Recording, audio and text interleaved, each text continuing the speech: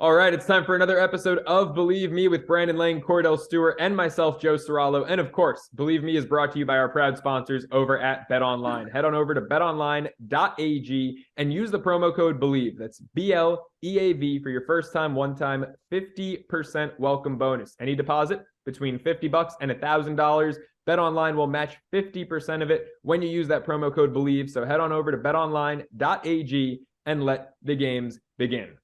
Gentlemen, how about we let the games begin? It is time for another episode of Believe Me. That's the former Pro Bowler Kordell Stewart. That's the career handicapper Brandon Lang. I'm your host, Joe Ceraulo. Let's take a look at how we did last week. Kordell, you had a 3-3 week. You were the winner, though. Brandon went 2-4. And I'm going to take a second to boast.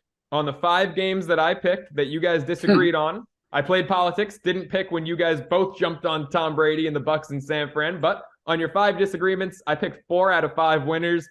I was on a cold streak. I was on a 3-week ice cold streak. The kid's feeling hot. Brandon, how are you feeling going into this week? Feel good. I like the games, like Kordell and I were talking before we came on air. Tampa Bay's really bad. They're really bad. And the Raiders are done. Although I had the Rams plus the points, and what Baker Mayfield did was, and I'll say it again, I'm a huge Baker Mayfield fan. From walking on Texas to Texas Tech to walking on Oklahoma, win the Heisman. And what people don't realize real quick is he had nothing to work with in Cleveland. Yeah. The coaching staff he had in Cleveland was god awful. He now has a coach in Sean McVay. He now has a coaching staff. You watch, he's going to flourish. The talent is there. Just coach him up. He finally has a coach in Sean McVay that gets quarterbacks. Be careful, because the Rams are going to be fine with Baker. Might be the guy. Might be moving in next door to his old coach, Lincoln Riley, out here in LA. Hey, Kordell, you're the winner. You had about 3 or 4 losing weeks in a row. How you feeling now? No reason to gloat. Just act like I've been here before. You know what I mean? And keep this thing going. You're only as good as your next opportunity. So we got to get this one right. So I can come back and try to win again. So I say, I got 10 seconds to do it. Yeah. Let's go. Here we go. Let's get going.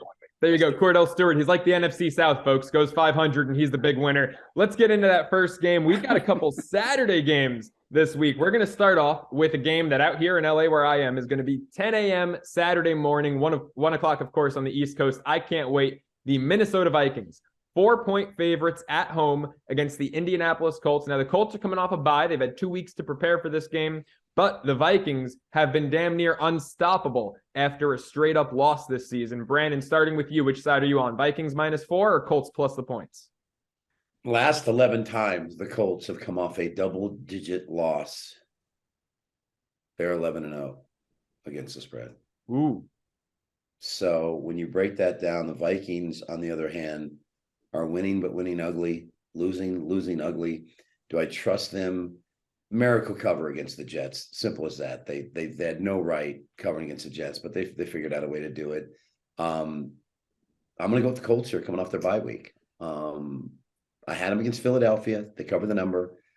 Before the Avalanche in Dallas, it was 21-19. They were right there. I think they hang around in this field goal game. Give me the Colts.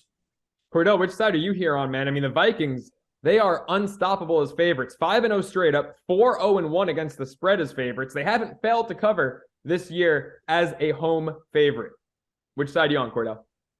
Well, we don't want to fall. I love Jeff Saturday to death, but we don't want to fall in a situation where we don't decide to call a timeout, and we may screw a game up. So this 11-0 thing of when coming off of a bye week, I don't think it really transcends with this group of coaches.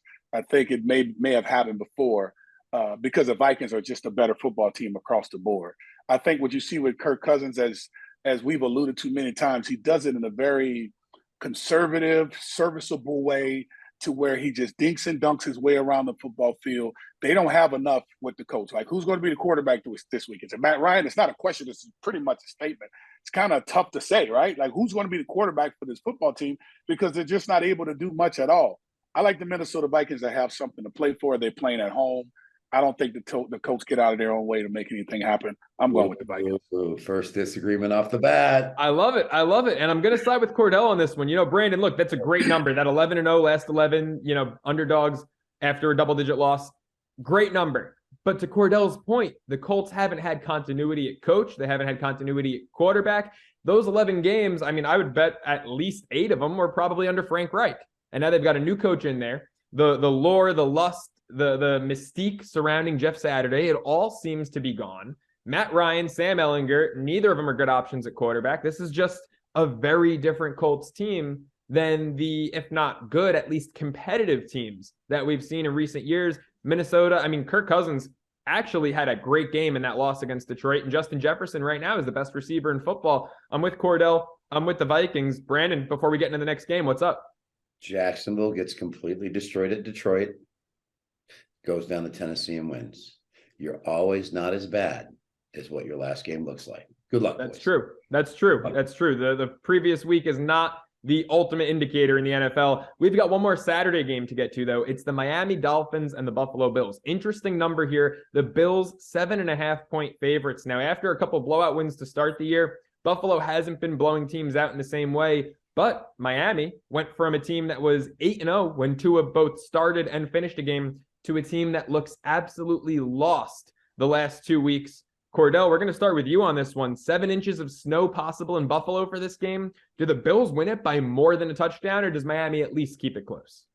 I think they do. And to what you were saying a minute ago, B-Love, like they say, you're not as good as you think you are, but they're not as bad as they say you are. Well, this Bills team is really good. And I think it's their get-back opportunity, considering that look at the weather. In the very beginning of the year, it was extremely hot. I mean, you have over, 90 plays that was run by this offense in the Buffalo Bills. And then all of a sudden now they go from that type of weather to the cold weather. This falls right into the hands of what the Buffalo Bills can do. Their defense is playing really good. I know there's no Von Miller, but I think the continuity of this team and the way this team has been structured is battle-tested well enough to where I think in this moment in time, this offense is playing solid, defense is playing overall, playing really good.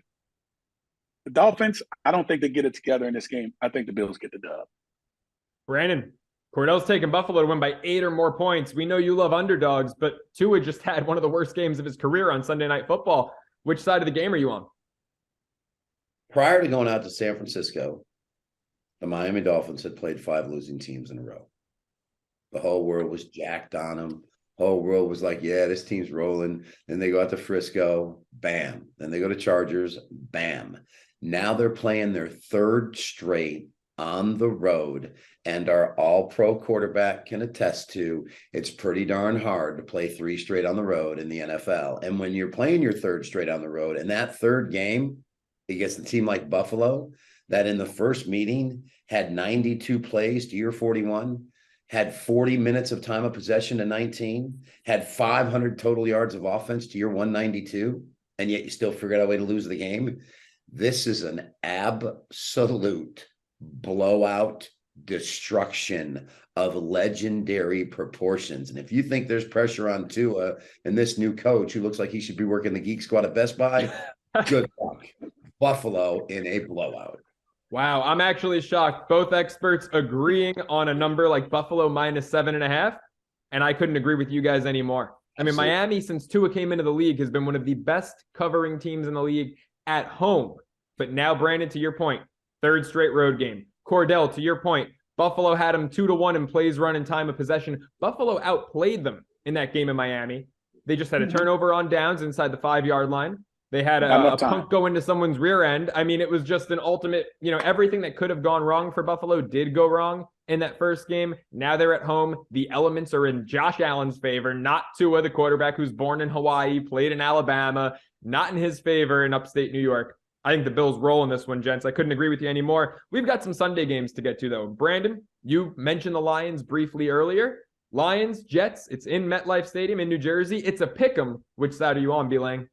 You ever hear the saying, late to the dance? You know what that means in gambling circles? That means you should have been on Detroit when they went into Chicago, won outright. You should have been on Detroit when they when they covered against Buffalo. You should have been on Detroit last week when they covered against the Vikings. So the whole gambling world, the public sees Detroit, the hype of Detroit this, Detroit that. Bingo. And they're all going to jump on Detroit on Sunday. And they're facing the number 3 defense in the NFL that just went up to Buffalo in cold weather and stood toe-to-toe and stood. This Jets team just does not quit. And this is the first time the Lions have been on the road in the last month.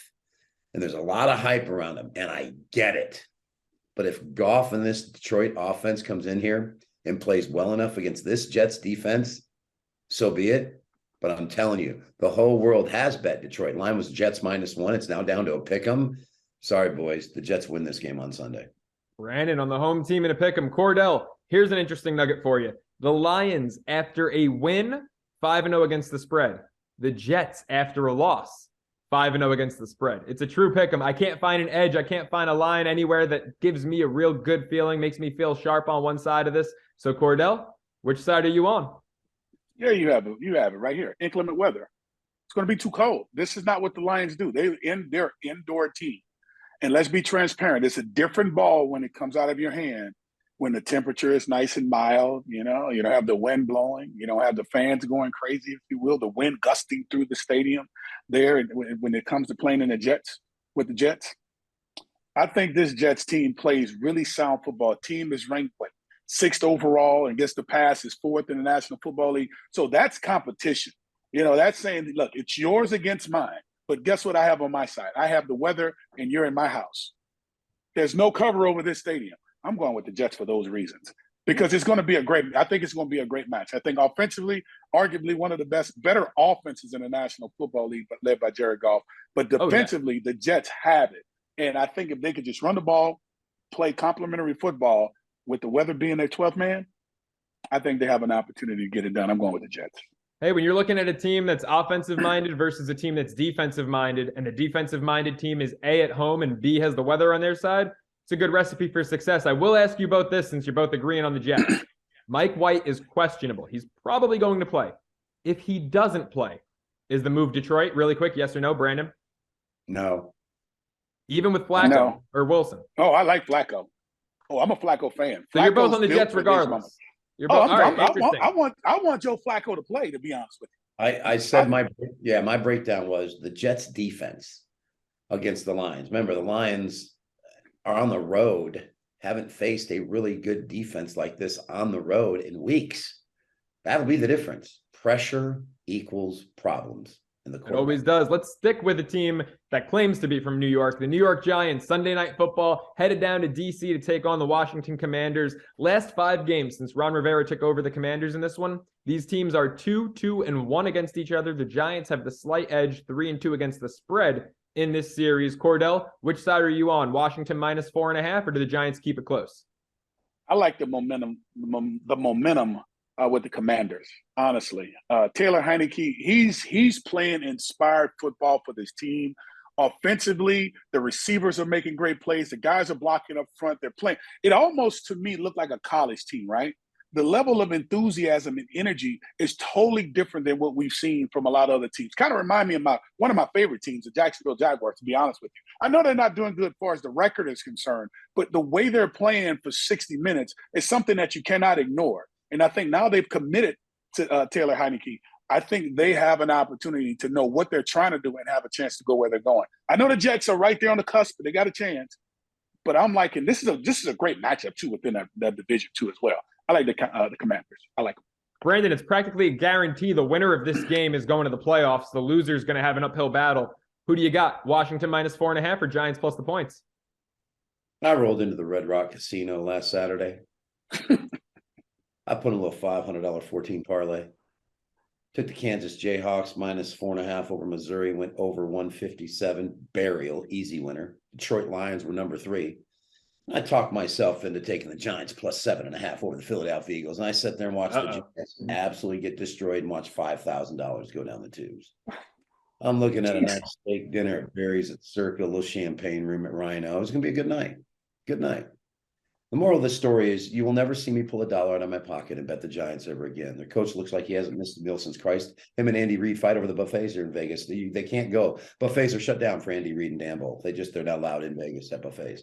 Both of them guys need to go on diets.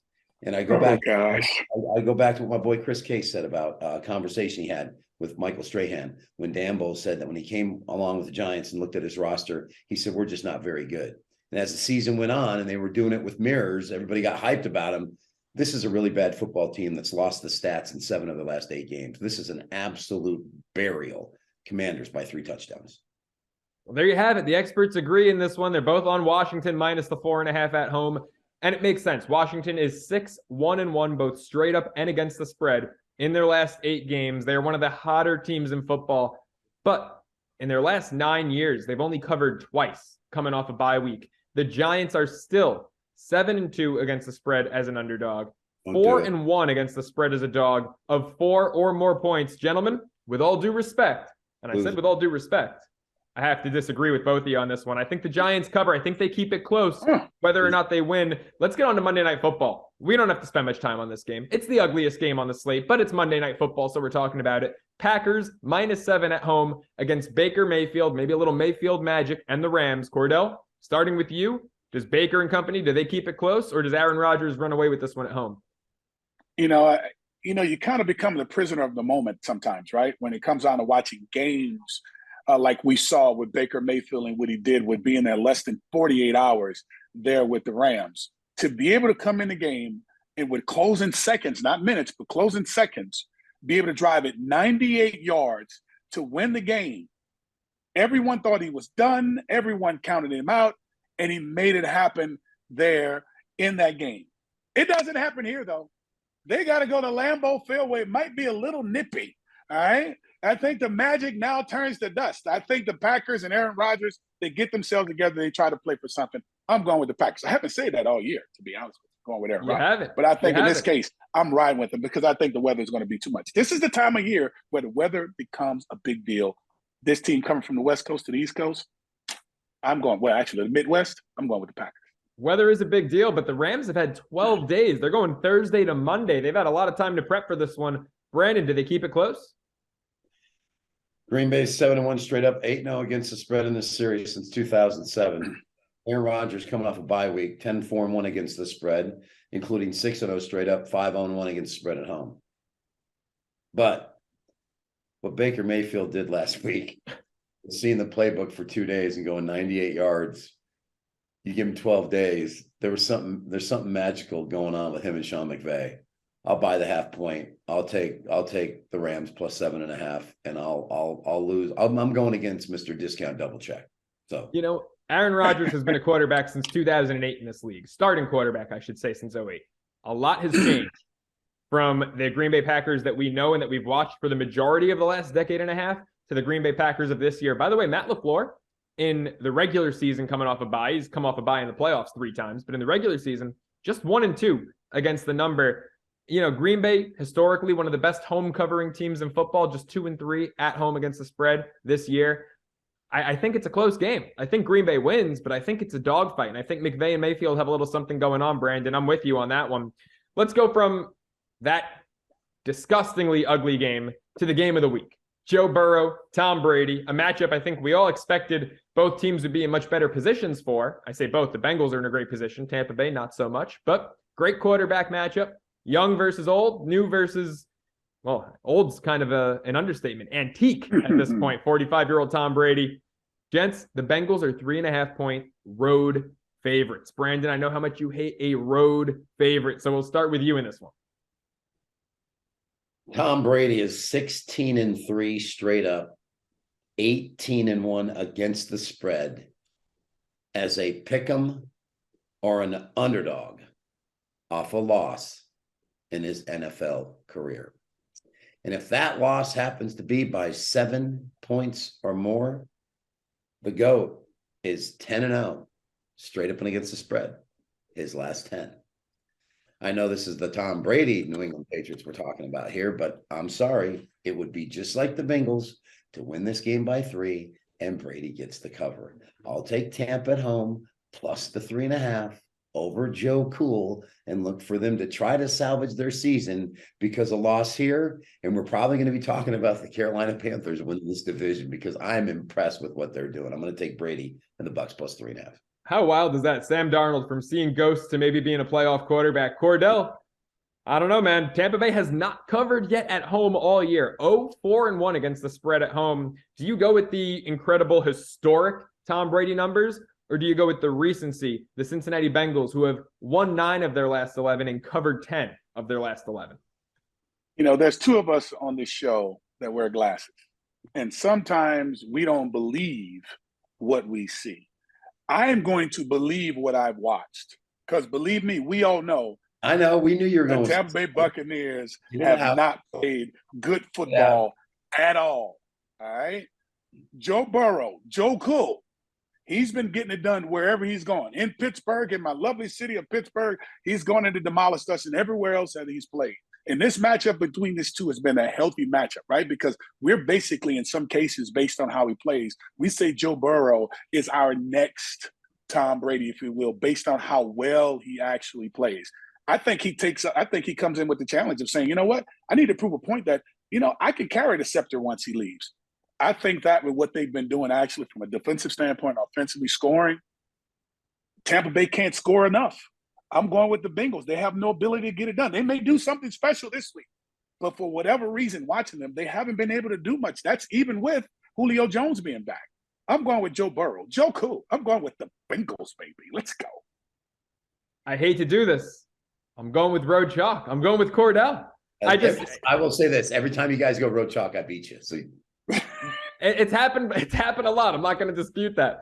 But Kordell, I mean, you know, what you're seeing with your eyes right now, this is a team, like I said, they've won 9 of 11. They've covered 10 of 11. They are the best against the spread team in football. And every time Brandon picks a Bengals game, he's on the wrong side of it. So I'm going to go with Kordell. I'm going to go with Joe Cool and the Bengals here. Gents, we've got about 90 seconds before we wrap up the show. So let's take it from believe me to surprise me. Kordell, we're going to start with you on this one. Give me a surprise pick of the week that wasn't on our 6-game slate.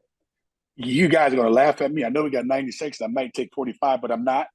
Jacksonville and the Dallas Cowboys. Oh, man. All I can say is Doug Peterson has gotten his quarterback and Trevor Lawrence playing some really good football. I know it sounds crazy. I know it doesn't look right. I know the record and all that great stuff doesn't help. And I know Dallas is playing for more. But I think this team in Jacksonville is trying to do something special, let people know they're here to be reckoned with. I like Trevor Lawrence and Doug Peterson and what they've been doing. I'm going with the Jaguars in this one at home. Brandon, what about you? By the way, Kordell, I'm shocked. I was thinking when you said that game, Dallas all the way, only -4.5. I'm shocked. I love it. Brandon, what about you? He stole my thunder. That was the game. Really? God, I'm sorry. B Lane calling an audible. So I'll go off the reservation and just say that the Chicago Bears plus the points will cover over the Philadelphia Eagles. Philadelphia Eagles playing a little team next week on Christmas night called the Dallas Cowboys. Now they're in a sandwich situation, off a division game with a division game on deck, going into Chicago, getting motivated to face the Chicago Bears. And if you look at the Philadelphia Eagles, 0-10 against the spread as a non-division road chalk of 5 points or more. With the Bears 7-0 against the spread when coming off a straight up and against the spread loss, we're going to go with the Bears. The Bears. I love it. Both experts going with a home dog. I'll keep it short and sweet. Give me the Panthers. We just talked about them. They're one of the hottest teams quietly in football. -2.5 at home against the Pittsburgh Steelers. They're making a legit playoff push. That's my pick of the week. Gents, that does it. For Kordell Stewart, for Brandon Lang, I'm Joe Ceraulo. We'll see you next week on another episode of Believe Me.